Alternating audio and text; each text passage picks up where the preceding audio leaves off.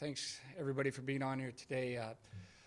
Before we get started about the game, I just want to thank all the people that made it possible that we could compete this spring. I know this has been a long process for our administration, President Armacost and Bill Chaves, athletic director, and so many people in our department, along with the state of North Dakota, the city of Grand Forks, and the Alaris Center staff.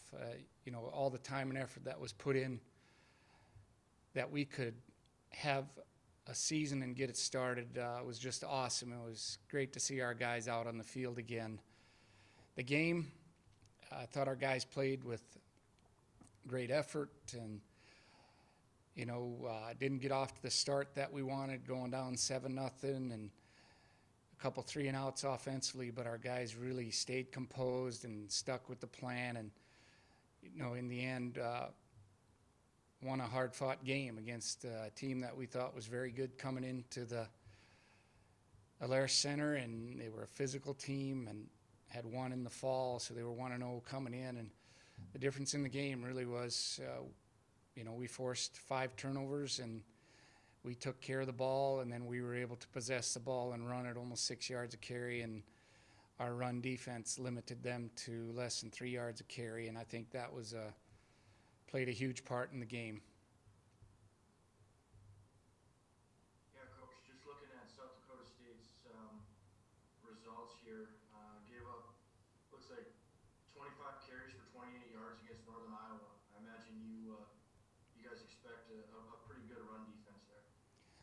Yeah, they've been good for a long time against the run, and they're big and physical up front, and really think their personnel is very good. They're active at the linebacker positions, and they don't allow much. You really got to earn it against them. So we'll have to put together a good plan and challenge our guys to learn the plan, and then on Saturday execute at the highest level that we can. But we know this is a tough opponent coming in. They're well deserving of their ranking, and we're going to have to really play well to move the football and then take advantage of scoring opportunities when you get them. Keep going. It looks like maybe you could see a quarterback that likes to run a little bit. It looks like he had maybe 10 carries. Do you expect the Jacks to have a mobile quarterback? Yeah, that's part of their plan. They run the quarterback. They did it the previous year. They did it in the opener, a very impressive win against a really good Northern Iowa team. So we need to prepare for the run game with a quarterback, and he's very capable. He's very mobile, 6'3", 200 pounds, and not only is he going to run in the QB run game, but he seemed to want to tuck the ball and scramble and take advantage of opportunities when he gets outside the pocket and contain, and also he's stepping up in the pocket and taking off when there's room to run. Hey, Coach, how would you rank your gritty? Terrible. Not good at all. Yeah, I just wanted to ask about that. Just what's the one thing you need to do in order to carry this momentum from this first game into the next one? Well, I think anytime you have a first game, you should learn from what you did well and what you need to correct. And I think that's how you carry momentum. You get over the result, which we challenge our team to do every week, is put that game behind you and learn from the performance. What did you do well and what were the reasons you executed that well?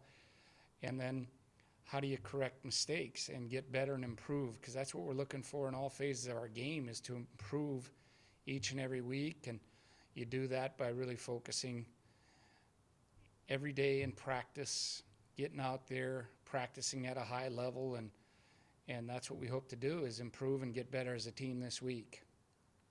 Yeah, Coach, do you guys feel as an offense that maybe there's even room to grow in what you accomplished against Southern Illinois? That it seemed like, especially maybe in the passing game where maybe the timing was off or things just weren't clicking quite right to get on a couple of those deep balls. Do you feel like you scored 44 points, but you still have some areas that you can get better at on offense there? I think you always feel like you can get better, and we want to be better, and we think we can improve in the passing game. I thought we were efficient in the passing game and felt like Tommy played well for his first start. And the one thing about him, he comes to work every day, and we're learning with Quincy, and we played him a bit too. And we just got to keep urging guys and looking to improve, and we want to get better. This is a season that's far from over. We played one game, and now we're preparing for game number 2 against really good football teams. So this will be a great challenge for us, and we think we need to be better if we want to move the ball and be able to score points. You got to be well balanced, and you got to be really efficient in the passing game, no question. Hey, Coach, what's the ceiling for this running game? Well, I thought the guys did a good job of protecting the ball, ran downhill hard. Our offensive guys got on the guys that they needed to get on, so we were pretty good assignment-wise, and then we got good movement. So, I don't know what the ceiling is. We're going to work hard at it every week because we feel like that really helps you when you're able to run the football, and we were able to do that on Saturday, and now we'll challenge our guys to be able to do that again. But we know this is a team that's coming in that's very stout against the run, so we'll see where it's at on Saturday and find out a lot about ourselves. I was just curious on how do you temper things? It's just one game to say, okay, that was one, and now we've got another big one with South Dakota State. Well, you address it. I think you got to be upfront and honest with your team and say we got to, we did it right after the game.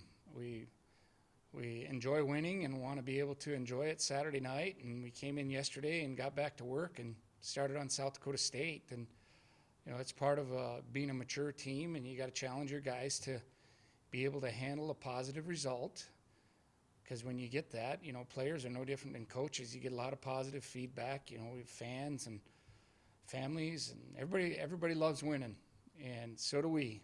But we got to move on, and we got to really focus on our preparation. So you address it, and you want your team to be really mature and be able to handle it and say, here's what we learned. This is what we did well, and it was because of proper preparation. This is where we can prepare better and do better in these situations, and you got to be able to handle it and move forward, and that's what mature teams do, and we're trying to become more and more mature every day. How impressed were you with Bo Belquist's first game? Well, he made some big plays. The touchdown catch I thought was really good. It's really a good play by 2 young guys in our program. I thought Tommy threw it in one spot. There was only one guy that was going to catch it, and Bo made a really good catch to get his first touchdown here at UND. We hope there's more to come. And, he made a big first down catch earlier in the game and was a Simon Sharp. So we were pleased. And, the one thing that we really like about him, he's really highly competitive. And when you're highly competitive and you love playing, you usually keep improving, and that's what we'd expect him to do. Hey, Bubba. On Saturday, you played well in the first half, but it seemed like the adjustments you made out of halftime really made dividends for you, especially running the football. It seemed like the emphasis was really there. What changes did you see in the second half that allowed you to have that kind of success on the ground? Well, I thought our coaches did do a really good job at halftime, but the players also did a good job too. We came out of the locker room with a mindset that we knew we were going to get the football and challenged our guys to be able to execute. And our guys did that for the most part. We overcame penalties on that first drive, which was great to see. The holding one is always tough to overcome. That's a 10-yarder. And we really wanted to be more disciplined in the second half, avoiding the 5-yard penalties. But you're going to get some of those, and you got to be able to overcome them. But I just thought it was a mindset with our team, for going into the locker room and giving up a late score in the first half after scoring on defense. That was a situation that isn't always the easiest to handle, but our guys were just not in a panic mode, and we're really in a focused state of mind, and that really helped us, I think, in the second half. Defensively, the 5 turnovers were huge. Just talk a bit about Brett Halenka in his first game as defensive coordinator and what you saw from him and from your defense to allow you to have that kind of success. Yeah, I thought we had a really good plan going in, and Brett's really steady. He's not really emotional, and I think that helps when you get in those games. And, you know, especially after giving up the first score, you know, we could sit there and panic and say this isn't working or whatever, but we came to the sideline, and it was a real credit to our defensive coaches and our defensive players. I just felt like we didn't execute as well as we knew we could, and then we played really physical after that first drive. And when you execute and play physical, you're able to force some turnovers, and that was great to see that our guys forced turnovers, put our offense in good scoring position, and that's why it was a really good team win. I guess one more for me, Coach. I know you've got a lot of respect for John Stiglmeyer. Talk a bit about that relationship and what he's built in the program down at SDSU.